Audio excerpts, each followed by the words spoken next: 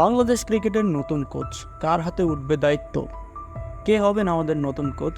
কিন্তু তার আগে আসুন একটু ফিরে দেখি চন্ডিকা হাথুরুসিংহের সিংহের অধ্যায়ে।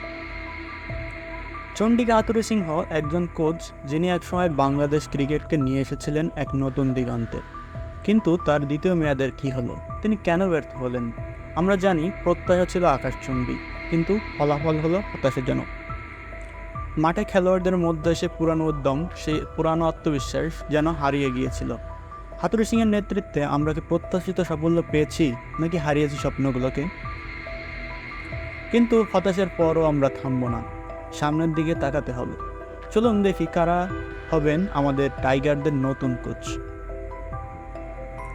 মাইক হেসেন নিউজিল্যান্ডের সাবেক কোচ। তার অধীনে নিউজিল্যান্ড দল পেয়েছে অসাধারণ সাফল্য। তার কৌশলী মনোভাব, খেলোয়াড়দের সঙ্গে বন্ধুত্বপূর্ণ সম্পর্ক এবং চাপ মোকাবেলার দক্ষতা আমাদের দলকে নতুন উচ্চতায় নিয়ে যেতে পারে। টম মুডি বিশ্ব ক্রিকেটে পরিচিত একটি নাম। তার রয়েছে বিশাল অভিজ্ঞতা। শ্রীলঙ্কা এবং সানরাইজার্স হায়দ্রাবাদে তার কোচিং ক্যারিয়ার আমাদের দেয় আশা যে তিনি বাংলাদেশ ক্রিকেটকেও সাফল্যের শিখরে নিয়ে যেতে পৌঁছাতে পারবেন।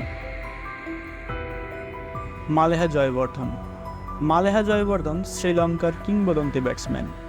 তার ক্রিকেটীয় বুদ্ধি, আধুনিক কৌশল এবং তরুণ প্রতিভাদের সঙ্গে কাজ করার অভিজ্ঞতা তাকে নিয়ে আসে এই তালিকায়। ওয়াকার ইউনুস পাকিস্তানের সাবেক ফাস্ট বোলার ও কোচ। তার হাতে বিধ্বংসী গতি এবং কোচ হিসেবে তার কঠোর প্রশিক্ষণ পদ্ধতি আমাদের দলকে শক্তিশালী করতে পারে। তো দর্শক, আপনাদের কি মনে হয়, কাকে কোচ হিসেবে আনলে সবথেকে বেশি উপযুক্ত হবে বাংলাদেশ ক্রিকেটের জন্য? কমেন্ট করে জানাবেন অবশ্যই।